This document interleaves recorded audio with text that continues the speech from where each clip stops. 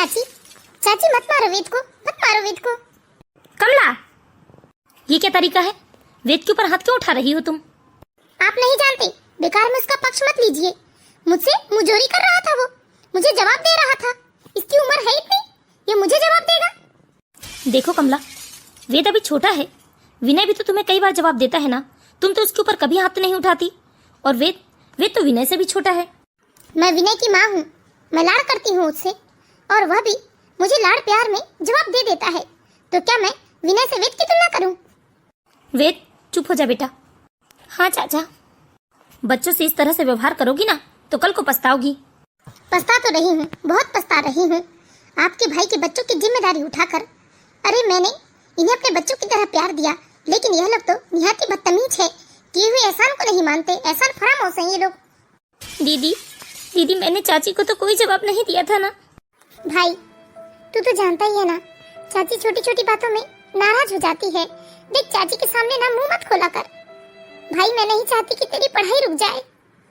अगर तू अच्छा भी बोलेगा ना तो चाची तुझे गलत ही बताएगी, इसीलिए देख चाची के सामने बिल्कुल मुंह मत खोला कर। वे मैं तुझे पढ़ाना लिखाना चाहती हूँ, बहुत बड़ा आदमी बनाना चाहती हूँ। हाँ दीदी, मैं भी तो कितना मन लगाकर ईमानदारी से पढ़ाई करता हूँ और हर क्लास में अव्वल नंबर पर पास होता हूँ। हाँ मेरे भाई, बस ऐसे ही मेहनत करते रहना। और देख घर की छोटी मोटी बातों को ना तू अपने दिमाग में मत लेना। हर घर में इस तरह की छोटी मोटी बातें होते रहती हैं। हाँ दीदी जानता हूँ, हमारे मम्मी पापा नहीं है ना, इसलिए हमारे साथ ऐसा व्यवहार हो रहा है। नहीं तो रीतू दीदी और विनय भैया, देखो उनसे चाची कितना प्यार करती है, क्योंकि वो उनके सगे बच्चे हैं ना। हम अनाथ है ना दीदी, और अनाथ बच्चों के साथ ऐसा ही व्यवहार होता है। पागल, अभी एक छापड़ लगाऊंगी तुझे। अनाथ क्यों बोल रहा है अपने आप को? हमारे चाचा है ना, चाची भी है हमारी। अनाथ उन्हें कहा जाता है जिनका दुनिया में कोई भी सगा नहीं होता, और चाचा चाची हमारे सगे हैं। इसीलिए देख दोबारा ना ऐसी बातें मत करना। और तेरे लिए मैं हूँ ना, मैं तेरी सगी बहन हूँ, फिर अनाथ क्यों बोल रहा है तू अपने आप को? चल अभी सारी बातें छोड़ और जा हाथ मुंह धोकर आ जा, और तू कुछ खा ले, उसके बाद अपने पढ़ाई करना।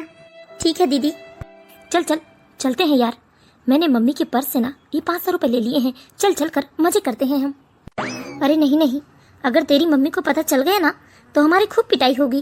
अरे डरपोक, तू क्यों टेंशन ले रहा है? अगर मम्मी को पता चलेगा तो मैं कह दूंगा कि वेद ने रुपए लिए हैं। चल तुझे डरने की जरूरत नहीं है। विनय कहाँ गया ये लड़का?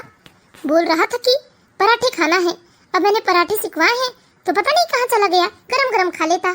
हे भगवान, मैं तो भूल ही गई रात की बासी रोटी रखी है। कहीं वो बबली अपने भाई वेद को ना दे दे गरम पराठे। जाकर जल्दी बोल देती हूँ उसे कि वेद को बासी रोटी दे दे। बबली जी चाची, तूने वेद को खाने में क्या दिया है? क्या उसे गरम गरम पराठे परोस दिए तूने?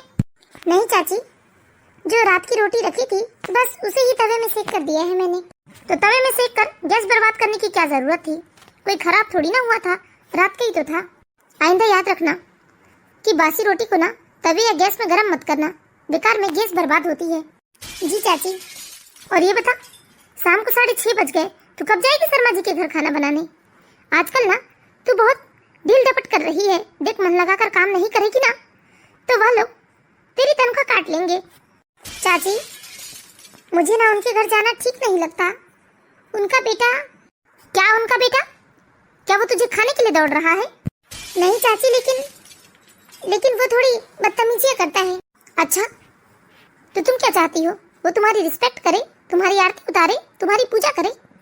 तुम उस घर में मालकिन नहीं, खाना बनाने वाली बनकर जाती हो। अरे बड़े लोग हैं, छोटी मोटी हंसी मजाक कर देते हैं, उसे तुम उसकी बदतमीजियां मत समझो, ठीक है ना? मुझे सरमंटी ने खुद बताया था, इसीलिए ना ज्यादा बहाना करने की जरूरत नहीं है। अगर तुमने वहाँ से काम छोड़ा ना तो मैं वेद की पढ़ाई भी रुकवा दूंगी। नहीं चाची, वेद की पढ़ाई मत रुकवाना, मैं जाऊंगी खाना बनाने। ला ला ला ला ला ला ला ला ला, देखो तुझे तो चैन आए रे, सीने से दिल चला जाए रे। रितु, आजकल कुछ ज्यादा ही भजन कीर्तन हो रहा है, क्या बात है? अरे मम्मी, आप मुझे क्या पता कि आप मैं तो बस यूं ही गाना गुनगुना रही थी। दीतू बेटा, थोड़ा पढ़ाई लिखाई में भी ध्यान दे दो। देखो मैं तुम पर गुस्सा नहीं करती हूँ, तो ज्यादा गलत फायदा मत उठाओ मेरे प्यार का। पढ़ लिख कर कुछ करके दिखाना है तुम्हें, समझी ना? नहीं तो तुम्हारे पापा मुझे ही सुनाएंगे। अरे हाँ हाँ मम्मी, इस बार मेरा रिजल्ट देखना। इस बार ना बड़े बड़ी फोटो लगेगी शहर में मेरी, और बड़े बड़े अक्षरों से लिखा होगा कि मैंने इस बार कॉलेज में टॉप किया है। इतना ही नहीं, मुझे गोल्ड मेडल से भी सम्मानित किया जाएगा, देखना। हाँ बेटा, यही तो चाहती हूँ मैं। और बबली, मैंने कल रात को तुमसे कहा था ना कि मेरे कुछ कपड़े धोकर प्रेस कर देना, लेकिन तुमने ना ही धोए और ना ही प्रेस किए। ऐसा करोगी तो मैं कॉलेज में अच्छे कपड़े पहनकर कैसे जाऊंगी और कैसे गोल्ड मेडल लूंगी? मुझे लगता है मम्मी ये मेरे रास्ते का ना रोड़ा बन रही है, ये मुझसे जलती है। हाँ हाँ, तुम जलती हो मेरी बेटी से। तुम्हारी पढ़ाई पूरी नहीं हो पाई, इसलिए तुम चाहती होगी कि रितु की भी पढ़ाई पूरी ना हो। नहीं नहीं चाची, मैं ऐसा क्यों चाहूंगी? वो कल रात को मैं खाना बनाकर देरी से आई ना, तो मैं थक गई थी और फिर घर में भी खाना बनाना था। उसके बाद मुझे नींद आ गई, इसलिए मैं भूल गई थी। लेकिन आज मैं पक्का धोकर प्रेस कर दूंगी। जाओ, अब सफाई का काम खत्म हो गया हो तो जाओ जल्दी से शर्मा जी के घर जाकर खाना बना कर आओ। उसके बाद यहाँ की रसोई देखना। और नाश्ते में पराठे के साथ काहे की सब्जी बनाई है तुमने? शिमला मिर्च बनाया है चाची। पता है ना, विनय को शिमला मिर्च पसंद नहीं है, लेकिन सब्जी में तो वही थी चाची। अभी तो जाओ, नहीं तो बेकार में वह तनख्वाह काट लेंगे तुम्हारी। फिर आकर विनय की पसंद का कुछ बना देना। ठीक है चाची। या ढिक चिक या मैं हसीनों का दीवाना। Yahoo Yahoo. अरे बबली, तुम इसे क्या देख रही हो? आओ रसोई में। ओ हेलो, मेरा डांस इतना लाजवाब है ना कि कोई भी मुझे बस देखता ही रह जाता है।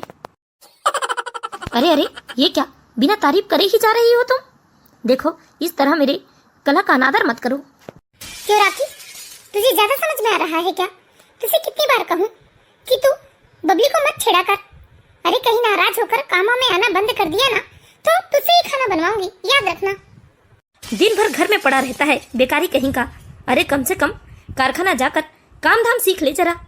आज हम लोग हैं तो ठीक है, हम लोग नहीं रहेंगे ना तो तेरी दुर्गति हो जाएगी। ओहो पापा, आपने इतना सब कुछ तो बना कर रखा है, इतना बैंक बैलेंस है आपका, और मैं एक लौता बेटा हूँ आपका। वो सब मेरे काम नहीं आएगा तो किसके काम आएगा? देखो कितना बेशर्म है, इसे जरा भी शर्म नहीं आ रही है। बूढ़े माँ बाप की कमाई पर ऐश करने का सोच रहा है, लेकिन खुद कुछ नहीं करना चाहता। पापा बस, अबे लेक्चर देना बंद करो। क्या करे जी, क्या करे हम? भगवान ना हमें बे औलाद रख देता तो ज्यादा अच्छा था। ऐसे पागल सन की सरफिरा लड़का माथे मर दिया है ईश्वर ने हमारे। क्या करे रमा, जैसा भी है अपना औलाद है, झेलना तो पड़ेगा ही से। लेकिन सोचती हूँ जी कि हमारे रहते तो सब ठीक है, लेकिन हम नहीं रहेंगे तो क्या होगा इसका? शादी करने के लिए भी तो कितने रिश्ते देखे हमने, लेकिन कोई भी इस लड़के से शादी करने को तैयार नहीं है। ऐसे पागल सरफिरे लड़के से ना कोई गरीब मजबूर पिता ही अपनी बेटी की शादी करवा सकता है इससे।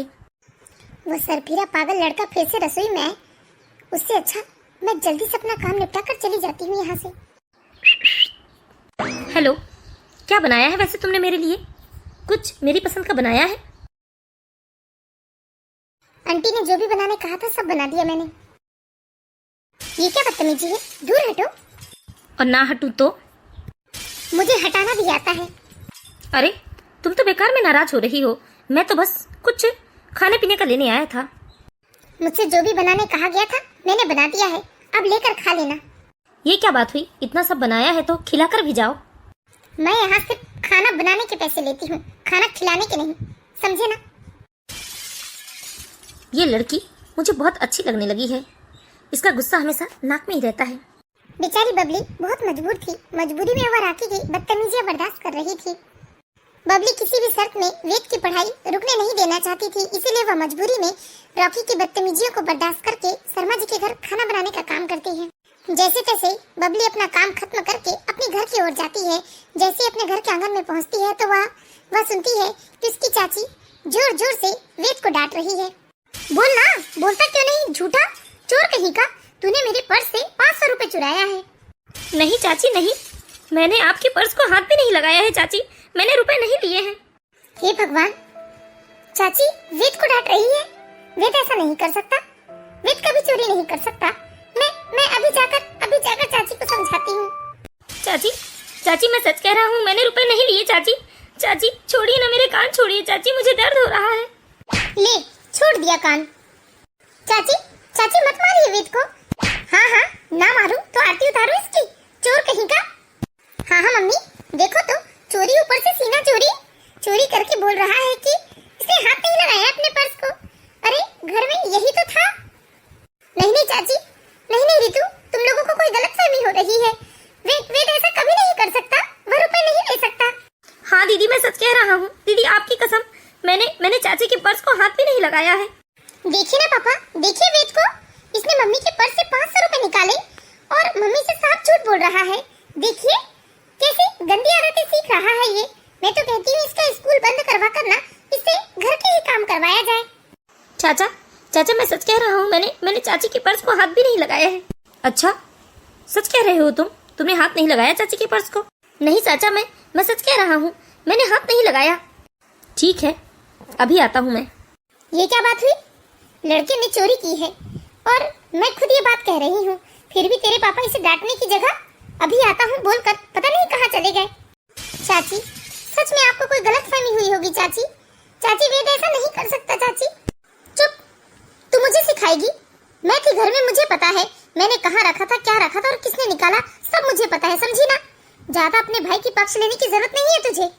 और तू भी सुन ले, दोबारा तूने ऐसी वैसी कोई हरकत की ना तो पढ़ाई लिखाई तो तेरी बंद होगी सो होगी, लेकिन इस घर में तुझे 2 रोटी भी नहीं मिलेगी, समझा ना। सड़क के किनारे बैठकर भीख मांगना पड़ेगा तुझे। मैं सब कुछ बर्दाश्त कर सकती हूँ, लेकिन कोई चोरी करे यह मैं बर्दाश्त नहीं कर सकती, चाहे फिर वह कोई भी हो। अंकल मेरे कान छोड़िए ना अंकल। अरे ये क्या? ये तो विनय का दोस्त गुड्डू है, इसके कान पकड़कर यहाँ क्यों लाए हैं आप इसे? तुमने अभी क्या कहा कमला कि तुम्हें चोरी बर्दाश्त नहीं है, चाहे फिर वह कोई भी हो, तुम उसे सजा दोगी? हाँ बिल्कुल दूंगी, लेकिन ये बताओ गुड्डू को इस तरह से क्यों लेकर आए हो तुम यहाँ? गुड्डू बताएगा तुम्हें सच्चाई कि चोरी किसने की है। बताओ गुड्डू, बोलो जल्दी बताओ। वो चाची, विनय ने पैसे लिए हैं, लेकिन मुझे माफ कर दीजिए, मेरी कोई गलती नहीं है। विनय ने जो भी खरीद कर खिलाया मैंने खा लिया, लेकिन इसमें मेरी कोई गलती नहीं है। चाचा छोड़ दो चाचा मुझे। सुन लिया ना तुमने? बोलो कमला, क्या सजा दोगी तुम विनय को? विनय अंदर आओ। चल वेद, चल कमरे में चल, तू चल ये रोना बंद कर। बोलो विनय, बताओ अपनी मम्मी को क्यों लिए थे तुमने 500 रुपए? सीधे बोलते हो या फिर एक लगाओ जोरदार थप्पड़। बताओ अपनी मम्मी को क्यों लिए थे तुमने 500 रुपए? पापा मारिए मत, मैं बताता हूँ। मम्मी मुझे पैसों की जरूरत थी, इसलिए मैंने आपके पर्स से रुपए ले लिए थे। बोलो बताओ, चोर तुम्हारा अपना बेटा है, बोलो क्या सजा दोगी तुम इसे? बस आप मेरे बेटे को चोर मत कहिए, वह किसी और के पर्स से रुपए थोड़ी ना लिया था, उसने अपनी मम्मी के पर्स से रुपए लिया था। और विनय, तुम्हें पैसों की जरूरत थी बेटा तो अपनी मम्मी से मांगना था। वाह कमला वाह, क्या इंसाफ है तुम्हारा। बढ़िया है, जो बीज बोओगे वही फल काटोगी। याद रखना, समय सबका हिसाब करता है। अरे नालायक, तुझे रुपयों की जरूरत थी तो मुझसे मांग लेता ना। इस तरह से चोरी चकारी करने की क्या जरूरत थी? करवा दिया अपने बाप के सामने मेरी बेइज्जती। इस तरह कमला बच्चों में भेदभाव करती और जरूरत से ज्यादा लाड़ प्यार देकर उन्होंने अपने दोनों बच्चों को बिगाड़ कर रखा था। धीरे धीरे समय बीत रहा था और इधर विनय की बदतमीजियां बढ़ते जा रही थी। वह पढ़ाई में ध्यान नहीं दे रहा था, वही वेद बहुत ही होनहार और समझदार होते जा रहा था।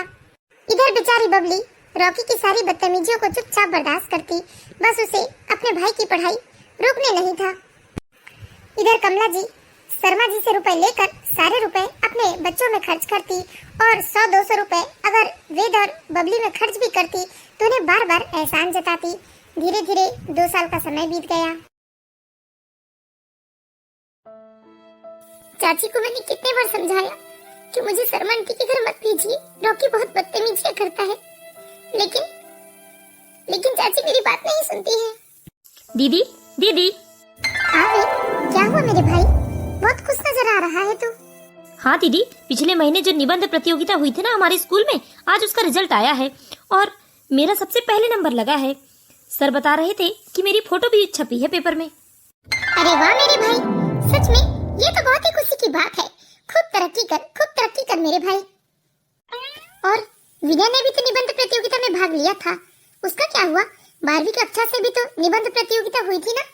हाँ दीदी, 10वीं 12वीं दोनों कक्षाओं से हुई थी, लेकिन विनय भैया का तो कहीं नंबर ही नहीं लगा।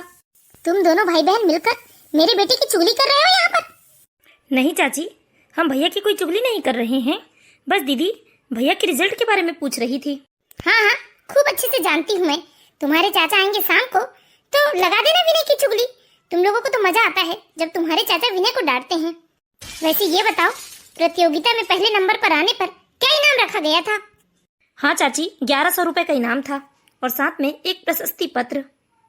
हाँ, तो वो पत्र वत्र तुम रख लेना और 1100 रुपए का जो इनाम है मेरे हाथ में ला कर देना, समझ गया ना? हाँ चाची, ठीक है, मैं आपके ही हाथ में ला कर दूंगा। और तुम दोनों कान खोल कर सुन लो, अगर तुमने अपने चाचा को ये बात बताई कि विनय का कोई नंबर नहीं लगा और तुम्हारा पहला नंबर लगा है तो मुझसे बुरा कोई ना होगा, समझ गए ना तुम लोग? ठीक है चाची। और बबली, तुम्हें शर्मा आंटी के यहाँ से बहुत सारी शिकायतें हो रही थी ना? मैं जा रही हूँ शर्मा आंटी के घर और जाकर बात करती हूँ कि आखिर दिक्कत क्या है। हाँ चाची, जाकर बात कीजिए, मैं वहाँ बहुत परेशान हूँ। अभी पता चल जाएगा कौन परेशान है और कौन काम चोरी कर रहा है। दीदी, हम चाहे कुछ भी कर ले, लेकिन चाची हमसे कभी खुश नहीं हो सकती। हाँ वे, लेकिन ये तो हमारा काम भी नहीं है ना कि हम उनको खुश करने के लिए कुछ करें। हम तो अपने लिए कर रहे हैं, अपने चाचा का नाम रोशन करने के लिए कर रहे हैं जो भी कर रहे हैं, और अपनी खुशियों के लिए कर रहे हैं। हाँ दीदी। चल ठीक है, तू अपनी पढ़ाई कर ले, मैं घर के कामकाज निपटा लेती हूँ। ठीक है दीदी। मेरा भाई कितना समझदार हो गया है, अब ना ही चाची की बात से वो परेशान होता और ना ही विनय की बातों से वह मुंह बनाता। अरे मैंने तुमसे कितनी बार कहा कि यहाँ बार बार फोन मत किया करो, समझते क्यों नहीं? वो तो अच्छा हुआ कि माँ घर पर नहीं है। आजकल ना माँ को मुझ पर शक हो गया है, माँ मेरा मोबाइल उठा लेती है जल्दी से। यार रितु, ये सब कब तक चलेगा छुप छुप कर? हाँ हाँ, मैं तुमसे बहुत प्यार करती हूँ, लेकिन तुम जब जहाँ बोलो वहाँ मिलने नहीं आ सकती, माँ नाराज होती है। अच्छा ठीक है, मैं भी फोन रख रही हूँ, वैसे भी माँ घर पर नहीं है तो मैं आधे घंटे के लिए आ सकती हूँ। चलो ठीक है, मैं इंतजार कर रहा हूँ, वहीं जहाँ अक्सर हमारी मुलाकात होती है। ठीक है, मैं आ रही हूँ। ये क्या बात हुई बबली, तुम यहाँ छुप कर मेरी बातें सुन रही थी? नहीं रितु, मैं छुपकर तुम्हारी बातें नहीं सुन रही थी, वह तो बस मैं यहाँ से गुजर रही थी, तभी मैंने तुम्हारी बातें सुनी। हाँ तो तुम अब मुझे मम्मी को ये बात बताने की धमकी दोगी क्या? डराओगी मुझे? ब्लैकमेल करोगी? नहीं रितु, मैं ऐसा कुछ नहीं करूंगी, लेकिन देखो, मैं ये तो नहीं कह रही हूँ कि जिससे तुम बात कर रही हो वह लड़का गलत है, लेकिन देखो समय ठीक नहीं चल रहा है। आजकल के लड़कों पर आंख मूंद कर भरोसा नहीं कर सकते। कई ऐसे लड़के हैं जो अच्छी खासी लड़कियों की जिंदगी बर्बाद कर देते हैं। इसीलिए मेरी बहन, किसी पर भी आंख मूंद कर भरोसा मत करना और सोच समझकर सूझबूझ से ही किसी से दोस्ती रखना। बस तू मुझसे कुछ ही महीनों की बड़ी है, अपने आप को क्या दादी अम्मा समझती है? बेकार में मुझे आई लेक्चर देने वाली। देख, मुझे क्या करना है क्या नहीं ये मैं अच्छे से जानती हूँ, समझी ना? इसीलिए दोबारा मुझे लेक्चर देने की कोशिश मत करना। बेटू, समझने की कोशिश कर मेरी बहन, मैं कोई तेरा बुरा नहीं चाहती हूँ। देख, समय ठीक नहीं चल रहा है, किसी पर भी आंख मूंद कर भरोसा मत करना। तुझे एक बात सीधे सीधे समझ में नहीं आती क्या? लगता है तुझे अपनी इंसल्ट करवाने में मजा आता है, इडियट कहीं की। पता नहीं क्यों हमेशा सोचती हूँ कि कभी किसी के मैटर पर कुछ नहीं बोलूंगी, लेकिन कुछ गलत होते देखती हूँ तो चुप रहकर नहीं होता। मैं नहीं चाहती कि मेरी बहन के साथ कुछ गलत हो जाए, कोई उसका गलत फायदा उठा ले। अरे कमला, मैं कब से इंतजार कर रही हूँ बबली का। बबली आई क्यों नहीं? देखो, शाम के 7-8 बजने को आए। आंटी, नहीं आएगी अब बबली। हाय राम, ऐसा क्यों कह रही है तू? मैंने तो तेरे मुंह मुताबिक तुझे रुपए दिए हैं ना, और दोनों टाइम खाना बनाने की बात हुई है। लेकिन आंटी, हमने कोई एग्रीमेंट साइन नहीं किया था। देखो, वह बोल रही है कि उसे इस घर में बहुत परेशानी हो रही है, रॉकी उसे बहुत परेशान करता है, इसलिए वो नहीं आएगी यहाँ। नहीं कमला, ऐसा मत कहो। देखो, इतनी जल्दी मैं कहाँ से दूसरी रसोईया ढूंढ लूंगी। देखो, तुम चाहो ना तो थोड़े बहुत रुपए और मैं बढ़ा देती हूँ, लेकिन मना मत करो। अरे कमला, समझाओ ना बबली को, अरे 2-4 हजार रुपए मैं और बढ़ा देती हूँ, लेकिन देखो उसे समझा बुझा कर भी जाओ। इसी मौके का तो इंतजार था मुझे। मैं तो जानती थी ऐसा ही कुछ होने वाला है, इसीलिए तो मैं नाटक कर रही थी। कमला, कमला समझाओ ना, समझाओ जाकर बबली को। देखो देखो उसे समझा कर भिजवा दो तुम। मैं 5,000 रुपए की जगह 8,000 रुपए महीने दूंगी। ठीक है आंटी, वैसे तो मेरा मन उसे भिजवाने का नहीं था, लेकिन अब आप इतना जिद कर रही हैं तो कोशिश करके देखती हूँ मैं। हाँ हाँ कमला, कर ले कोशिश। देख देख तू जानती है ना कि रॉकी थोड़ा मूडी है, वैसे दिल का बुरा नहीं है वो। ठीक है, देखती हूँ कोशिश करके। मैं तो जानती थी अगर मैं नहीं भिजवाने की बात करूंगी तो शर्मा आंटी रुपए तो बढ़ा देगी, मुझे तो रुपयों से मतलब था। वैसे भी बबली ने तो जाने से मना किया ही नहीं है, क्योंकि उसे अपने भाई की पढ़ाई जो करवानी है। घर चल, घर चल, तुझे घर में बताता हूँ मैं। दिन भर आवारागर्दी करते रहता है। बोल बोल, करेगा आवारागर्दी? हाय राम, जवान लड़की के ऊपर डंडा चला रहे हैं आप। देखिए ना माँ, पापा बेकार में मुझे डांटते चिल्लाते रहते हैं। अरे नालायक, थोड़ी शर्म कर ले। वो वेद को देख, निबंध प्रतियोगिता में पूरे जिले में प्रथम स्थान पर आया है वो। हाँ तो क्या कई बच्चों का नंबर नहीं लगा होगा, इसमें आप इतनी नाराजगी क्यों जता रहे हैं? सबका दिमाग अलग अलग होता है। मैं नाराजगी इसलिए नहीं जता रहा हूँ किसका नंबर नहीं लगा। अरे इससे तो मुझे कुछ उम्मीद भी नहीं है। तुझे पता है कमला ये क्या कर रहा था? अरे ऐसी क्या ही कर दिया मेरे लाल ने जो आप इतनी नाराजगी जता रहे हैं? अरे बाहर निकम्मे आवारा लड़कों के साथ बैठकर जुआ खेल रहा था ये। क्या अपने ही बच्चे को बदनाम कर रहे हैं आप? मैं बदनाम नहीं कर रहा हूँ, इन्हीं आंखों से देख कर आया हूँ। क्यों बेटा, तेरे पापा क्या बोल रहे हैं? मम्मी, मैं सिर्फ वहाँ खड़ा था, मैं खेल नहीं रहा था। अरे नालायक झूठे, थोड़ी शर्म कर ले, बाप को झूठा बना रहा है। बेटा तू अंदर जा, अंदर जा तू। बहुत पछताएगी कमला। बच्चों की गलत आदतों पे पर्दा नहीं डाला जाता, बल्कि उन्हें डांटा समझाया जाता है, उन्हें सजा दी जाती है ताकि वह सही रास्ते पर चले। लेकिन तुम तो उनकी गलत आदतों को और बढ़ावा दे रही हो। यह बताओ मुझे, इस वक्त रितु कहाँ है? शाम होने को आई, अभी तक घर नहीं आई है लड़की, कहाँ गई है वो? क्या मतलब कहाँ गई है? अरे वह कोई छोटी सी बच्ची तो नहीं है जो उसके पीछे पीछे जाए और देखे कि वो कहाँ गई है, कहाँ नहीं गई होगी। अरे जहाँ भी गई होगी ना, कुछ काम से ही गई होगी, बिना मतलब नहीं घूमती है मेरी बेटी। हाँ पता है, आजकल उसका भी ध्यान ना घर गृहस्थी पढ़ाई लिखाई सबसे भटक गया है। फाइनल ईयर कंप्लीट होते ही उसकी पढ़ाई लिखाई सब बंद, और दोनों बहन के लिए कोई लड़का ढूंढकर उनकी शादी कर दूंगा मैं। अच्छा, तो बबली के साथ रितु की भी शादी एक ही मंडप में कर देंगे आप? और नहीं तो क्या। बेकार की बातें मत कीजिए, मेरी बेटी खूब पढ़ाई करेगी, उसे एक नौकरी करनी है, जिंदगी में तरक्की करनी है। वह शादी ब्याह करके चूल्हा चौकी नहीं करेगी, समझे ना आप? बबली बताओ बेटा, रितु कहाँ गई है? वो पता नहीं चाचा मुझे। क्यों बबली, तूने बताया अपने चाचा को कि वेद का पहला नंबर लगा है? नहीं चाची, वह तो अखबार में फोटो छपी है, इसीलिए सभी को पता चल गया। और चाचा भी तो दुकान में बैठकर अखबार पढ़ते हैं ना, इसलिए उन्हें पता चल गया। हाँ ठीक है, जाओ आप, जाओ अपने काम से जाओ। मैंने शर्मा आंटी को समझा दिया है, ठीक है ना? अब कोई रॉकी तुम्हें परेशान नहीं करेगा। लेकिन चाची। क्या लेकिन चाहती हो कि नहीं कि वेद आगे पढ़ाई करे? हाँ चाची चाहती हूँ। ठीक है, मैं जा रही हूँ। बबली की चाची हर बात में बबली को बस इसी बात की धमकी देती कि अगर वह उनकी बात नहीं मानेंगी तो वह वेद की पढ़ाई रुकवा देंगी। और बेचारी बबली यह बिल्कुल नहीं होने देना चाहती थी, क्योंकि वह वेद को पढ़ा लिखा कर अच्छा इंसान बनाना चाहती थी, अच्छी नौकरी करवाना चाहती थी। इसीलिए वह चुपचाप दुखी मन से अपनी चाची की बात मान लेती है। इस तरह रोज सुबह शाम शर्मा जी के घर बबली खाना बनाने जाती।